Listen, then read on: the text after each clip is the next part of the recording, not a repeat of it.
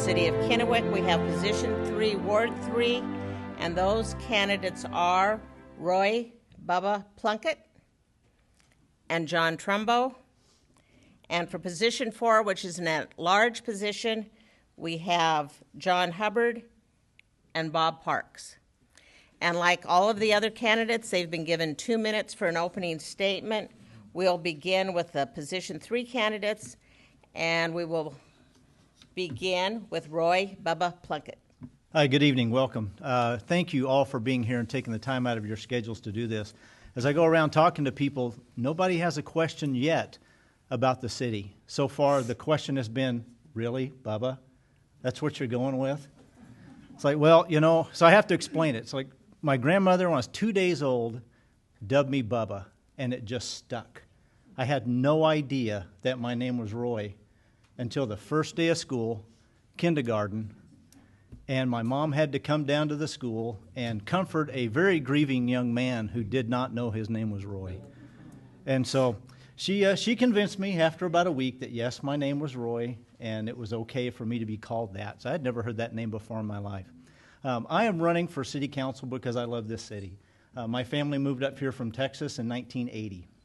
I graduated from Kennewick High School in 1984. Have lived here ever since.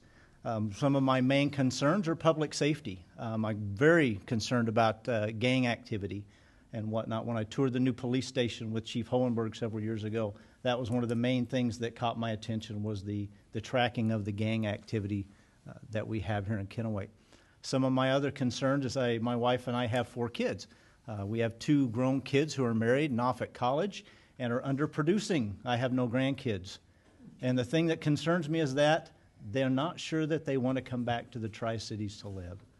So I would like to help make Kennewick a place that they fall in love with as well, even though that they were born and raised here and both graduated from Southridge High School.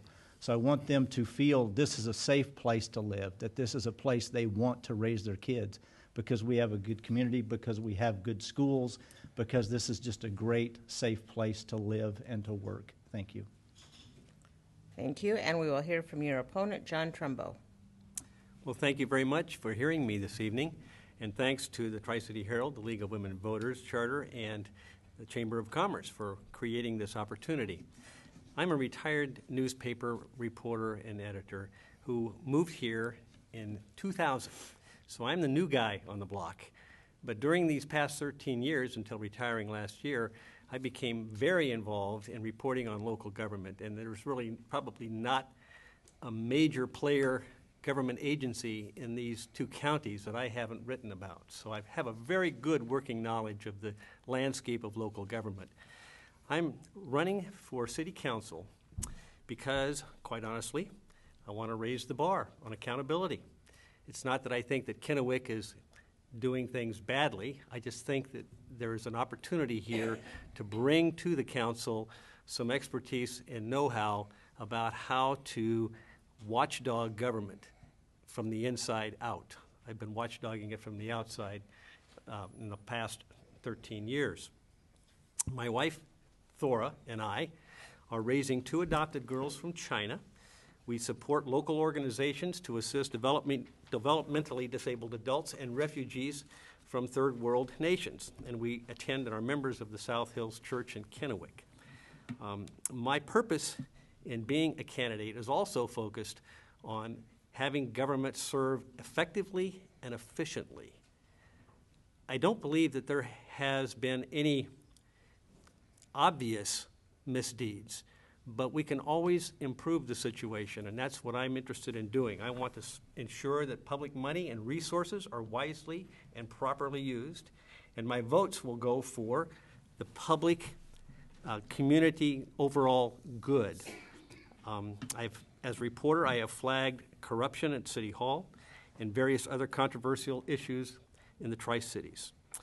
I would like for you to vote for me, and I can serve the community well from the position of city councilman. Thank you. Thank you.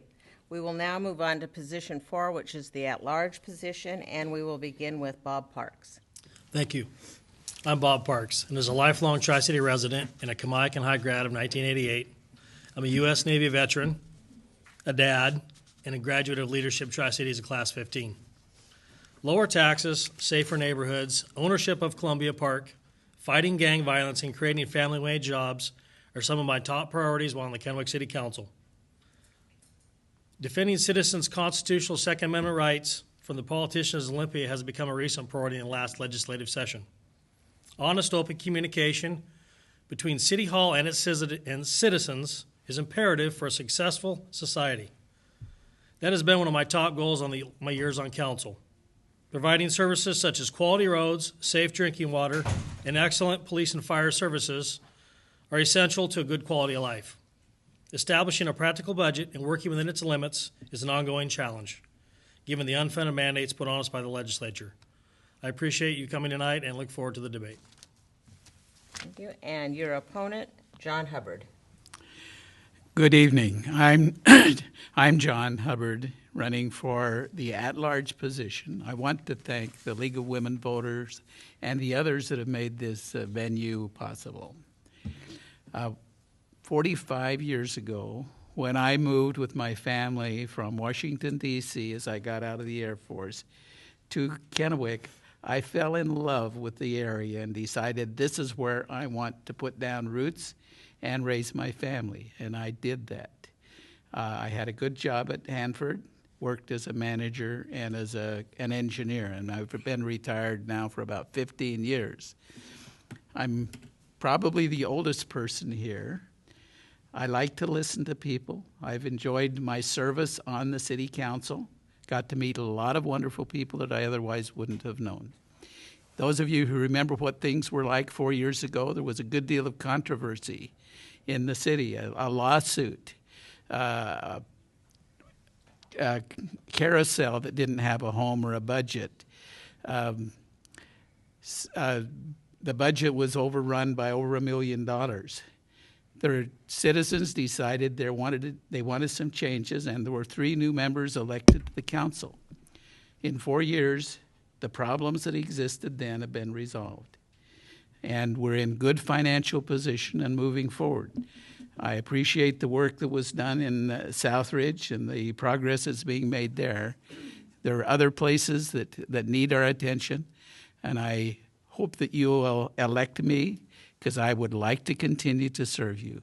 I love the Tri-Cities, I love Kennewick, and I hope to continue serving as your city council member. Thank you. We'll move on to the question and answer period. We'll go back to position 3, and we will begin with Mr. Plunkett. And I will ask a question that the league came up with. What do you think the balance should be? This deals with Columbia Park. What should the balance be between commercial development and non-development? That is open spaces, walking trails, maintaining wildlife habitat at Columbia Park. I think Columbia Park, I like to ride my bike down at Columbia Park for the most part. The trails down there aren't the best. The routes will beat you to death if you don't have some good shocks on your bike. I would like to see more open space down in Columbia Park, maybe not quite so much of the industrial development or some of the businesses perhaps on the west end, but to keep the east end perhaps open for the walking trails, the hiking, the things like that. We have some great opportunities to do some things down there. Maybe we could even cut some of the roads and whatnot that go through there to where we open it up a little bit more for that. And maybe a little bit better access to the river. The access to the river down there isn't the greatest. It gets kind of rocky, kind of jagged. My kids always enjoyed going down there and skipping rocks. That was a lot of fun for them, but I don't think it's quite as good as what it could be. And I would like to see an area where we can have a really good, nice park to go to. Thank you. Mr. Trumbo? Thank you.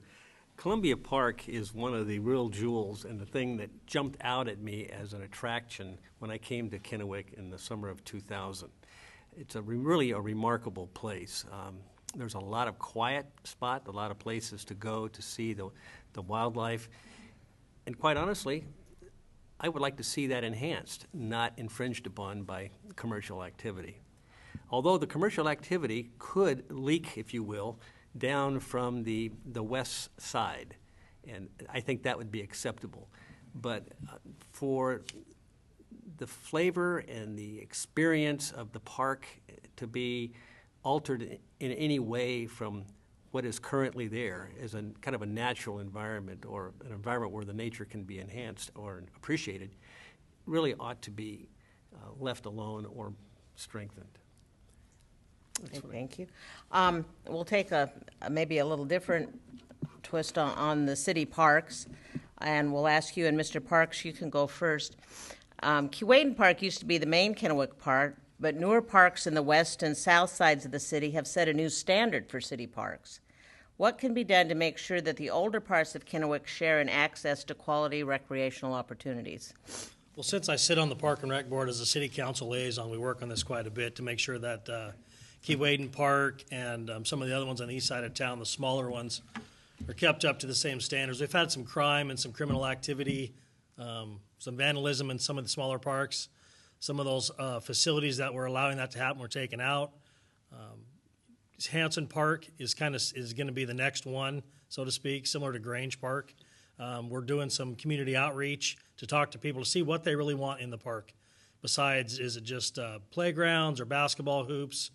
We need more bathrooms in the parks. Mr. Hubbard? I think Kennewick's doing a pretty good job with a limited budget on its parks. We have in Columbia Park the Playground of Dreams, the fishing pond, the stage. We run the boat races there. But all of this has been done primarily with volunteer labor. The citizens have stepped up and made a commitment to the parks. I don't sit on the Parks and Recreation Commission, so I don't really have a lot of insight into what the plans are. Relative to Columbia Park, Richland and Kennewick have a long-term strategic plan to make some improvements primarily on the West End, and I support in going ahead with those plans to improve the West End, put in some amenities near the reach, and make it a more user-friendly park. Okay, thank you. We do have one question that came in from the audience, and we'll ask it of all four of you, and we'll begin with Mr. Trumbo. How many city council meetings has each candidate attended? And I guess maybe we'll just give you a minute or less to answer this question, and maybe any other city commissions or committees that you've worked with. It was my job to cover Kennewick City Council meetings for 8 years. By my best guess on the math, that would be a little over 300 city council meetings in the course of those 8 years. I retired from the Tri-City Herald last October, and it's my recollection that during the past year, I have gone home, regrouped, re-met my family, and I think I've attended one city council meeting in the past year. That doesn't mean, however, that I don't have a familiarity with the city's website, and I know where to find the minutes of the city council meeting, and I read those. Okay, thank you. Mr. Plunkett? I've been following the city council since about 2007. This is my fourth attempt to run for the Kennewick City Council. I've run against some very good incumbents in James Hempstead, Paul Parrish, and then Sharon Brown when she won 4 years ago. So I've attended sporadically over that time. Probably over the last, I can't come close to John on his attendance. He kills me on that one. But probably in the last year, I've probably attended about 8 to 9 times. Like John said, the city website is a fantastic place to go find the information that you look for. Or a better way even is to contact your city council members and ask them directly what they have. I have asked Mr. Parks on several occasions, what does this mean? What are you guys talking about? And why in the world did you do that? And he has always come out with very good answers, so I appreciate that as well as some of the other council members. Thank you. Okay, Mr. Hubbard? Well, I haven't attended as many as John Trumbo has, because I have only been on the council for 4 years.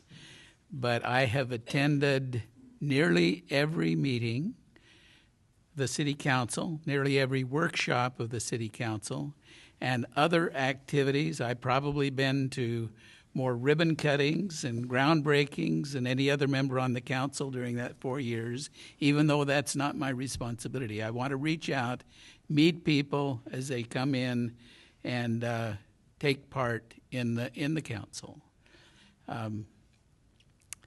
I intend to be here and to continue to do that if you elect me for another 4 years.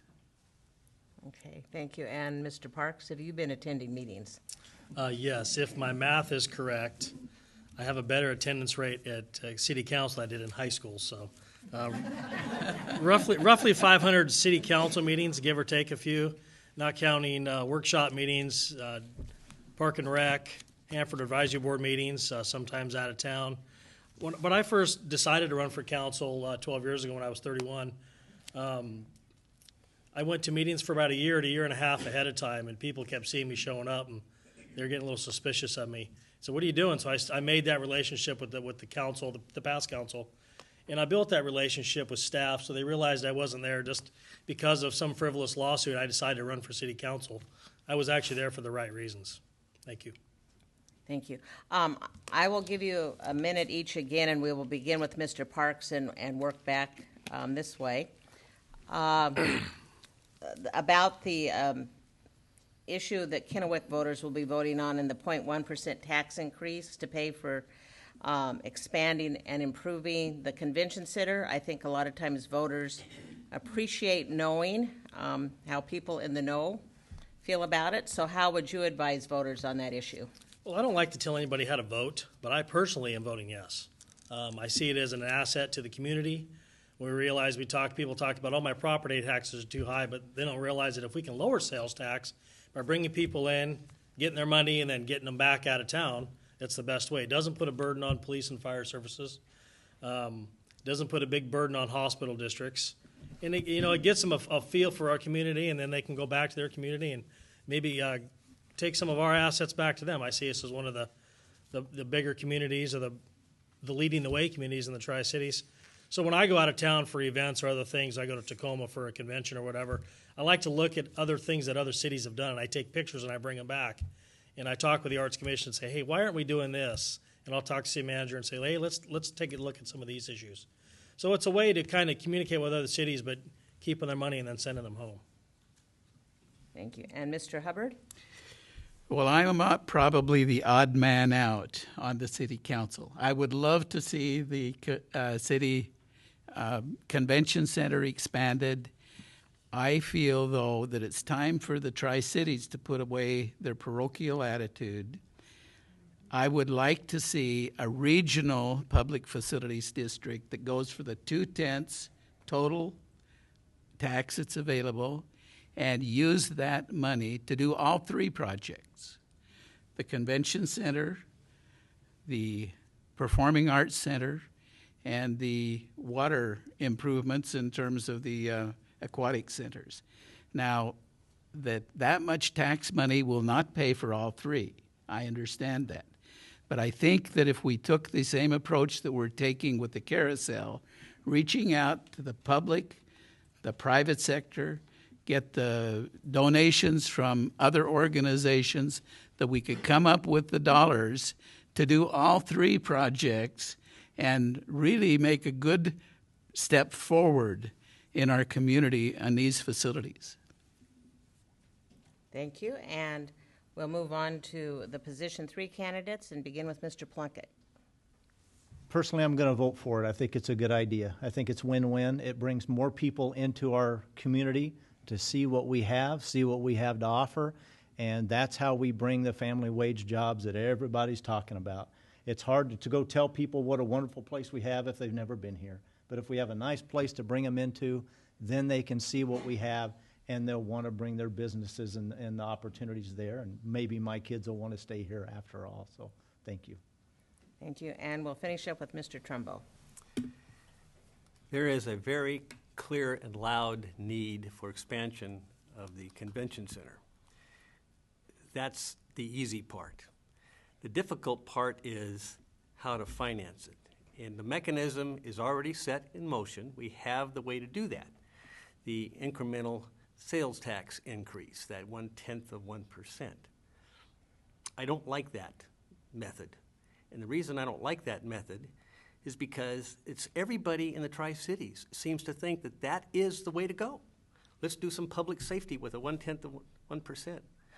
Let's do an aquatic center. Let's take a fraction of a penny and do that one. Let's do an expansion on the convention center. What is this? The goose that has the golden egg, the 0.1%? It's not just to build the project, it's in place, and it just keeps on taking 0.1%. We have the highest tax rate in the nation right now for sales tax. I don't think we should encourage that kind of program. Yes, I will vote for the convention center expansion, but I'm on record saying, when do we start finding another way? Stop rating the sales tax. Okay, thank you. I think we'll try to have one more question to finish this up, and we'll begin with Mr. Hubbard. And I thought of this one myself. 1993 almost seems like yesterday to some of us. I'll let you pick 5, 10, or 20 years from now and have you share what you would envision for a thriving, healthy community here in Kennewick. Well, I would see in my mind Kennewick growing south along Highway 395 and Interstate 82. And also to the east, I see some industrial development there. I see some agricultural businesses that are centered around the Tri-Cities, and that Kennewick has its fair share of those things. We talked about the wine village down on the river along Columbia Drive. Somebody suggested, and I caught my ears, let's make that a food center with asparagus, chili, other local products that could be processed there and make it a gastro village rather than just a wine village. I'm not a wine drinker, and I would love to go there and have some chili or some soul food. It's a lovely place to live, and I see nothing but improvements in the future, and I hope my grandchildren come here to live. Thank you. Okay, Ms. And is this 5, 10, or 20 years from now? 5, 10, or 20? Well, this is about 10 years from now. Okay. Mr. Parks? Okay, thank you. Hopefully you see 20, John. I'm looking forward to it. Oh, I would love 20 years more in the Tri-Cities, I can tell you that. So I grew up in the Tri-Cities, and I lived on 27th in 1979. So I've seen the Tri-Cities grow before there was a Canyon Lakes or Panoramic Heights. I would like to see controlled development, not some of the controversial development like my opponent is supporting a developer on. We don't need more problems around Panoramic Heights. We want controlled development that doesn't infringe on neighbors' rights. I see us growing south. 20 years, I don't know, maybe a Locust Grove, maybe a little further. Supporting the urban growth area, industrial park is another huge one. I'd like to see Columbia Park be a continuation of Howard Amon Park, where their shorelines are all the way along, and hopefully in 20 years, when I'm ready to retire and move into a condo, there's something along the river somewhere, near the bridge or Clover Island, where I could walk to within a decent time frame. Okay, thank you. And we'll move over and we'll ask Mr. Trumbo that same question. I would like to see in the next decade that there would be some good traction made with industrial development in the city of Kennewick. This is really where I think we need to go for our tax revenue. Retail is not going to float this boat. Tourism is not going to float this boat. And we know already that Hanford is putting $2 billion in the table, and the lab's putting $1 billion on the table, and the retail sales for the two counties is about $3 billion. So if we get car sales, we get people moving in, we get people buying houses, and you subtract all the money that leaks out because some of that money is destined to go somewhere else, we are just kind of floating at waterline, and we need that industrial development. That's the first thing I would say. The second thing is that I would like to see downtown Kennewick have an identity and then start developing around that instead of being so orphaned as it appears to be. And I want us to go after Findlay. It's going to be a slum if we don't do something over there. Okay, and we will finish up with Mr. Plunkett. Everybody's choosing 10 years. I'm going to stick with 10 years as well. Some of the things I'd like to see in 10 years from now is my grandkids here, for one. New technologies, the industry's coming in, that type of thing. Let's get the jobs in here to where more people want to come into the Tri-Cities.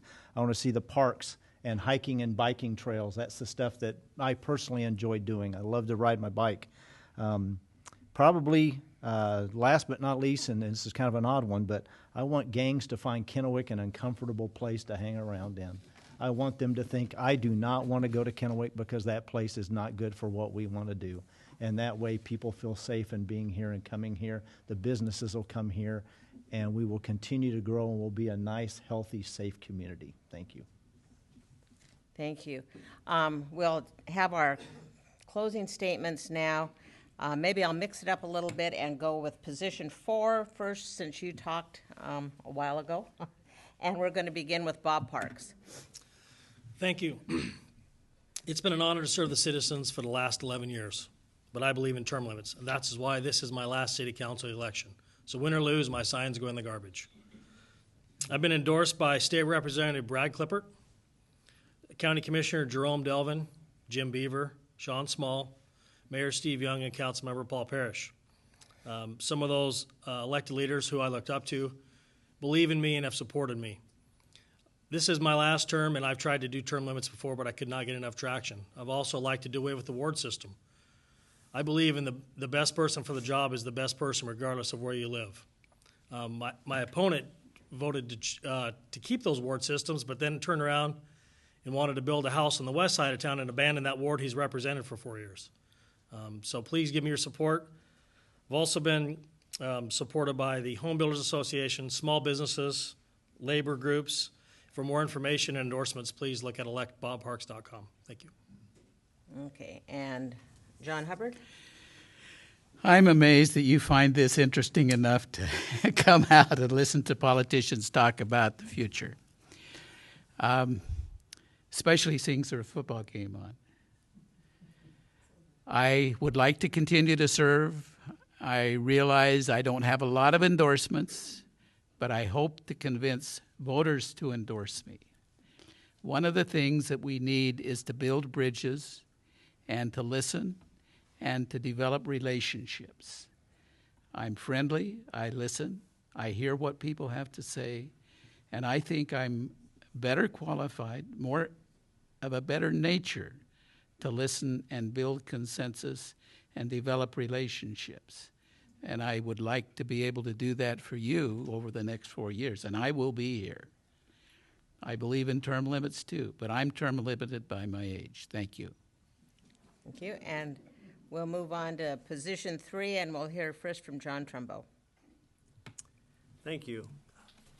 I am the only candidate running for city council who currently does not have a connection with government, either as an elected official or an employee. I think that's significant. But that doesn't mean that I've been out of the loop. While in California, I served on the Nevada County Civil Grand Jury, which was a watchdog on local government, so I know a little bit about that. One of the priorities that I didn't get to mention was long-range planning. It's in my top 4, because I think long-range planning is how you avoid making mistakes along the way and spending hundreds of thousands of dollars to fix a bad decision. As a member of the council, I will provide access and accountability, and I want you to know that I am ready to step in the job. That's my desire, and I would appreciate your vote on November 5th or sooner. Ballots go out the 15th, I believe, of October. Thank you. Thank you, and we'll hear lastly from Roy Bubba Plunkett. Thank you. I've been serving in this community for 25 years. From the time that I first became a parent, I decided it was time for me to do something more for the community that I live in. So I've been dealing with Parks and Rec. I've coached every one of my kids in all the sports that they've done. The only one that I couldn't is when my daughter, who's 17, came to me and said, "Dad, I want to learn baton." I tried. I honestly tried. I can do an aerial one turn. I don't know what that is, but I learned to do one with my daughter. I'm on my neighborhood homeowners association board in Pheasant Run. Been serving with the Boy Scouts of America for 25 to 30 years now. Big investment in kids. Kids are very, very important to me in developing them and helping them to become the leaders that we now have, or that we will have. And I currently serve on the Kennewick Improvement Board. I have the support of Kennewick police officers and the firefighters, and also local labor unions. So please vote for Roy Bubba Plunkett for Kennewick City Council. Thank you. Thank you all. I'll quickly recap, not like you've forgotten, but our candidates for position 3 are Roy Bubba Plunkett, John Trumbo. For position 4, we have John Hubbard and Bob Parks. I would like to thank the people in the back. We have Nick Wagner, Dinah Morrison, and Lloyd Swain. And they, like the League of Women Voters, have sat through many of these kind of forums. And they make it possible for a lot of people who don't come out to watch them. And so I hope you'll encourage people to watch these. If you don't receive your ballot, and there are mistakes that are made, things get lost, be sure and check with the elections department at the auditor's office. And they are very good about making sure you can get a ballot. They will work with you. It is not too late to register. If you know somebody that's not registered, they can register in person at the auditor's office up until a week before the election. I think it's the 28th is the last day. In addition to the candidates we've seen here tonight, there will be statewide issues and local issues on the ballot for your consideration. We really want to thank those of you that came out and submitted questions. We encourage everyone to be an informed voter, and be sure to postmark or return your ballot to an appropriate drop box by November 5th. The earlier the better. Don't, vote necessarily the first day. You never know what excitement might develop between now and Election Day. But, if you get your ballots in a timely manner, it helps the auditor. Informed and involved citizens are a key to good government. Thank you again.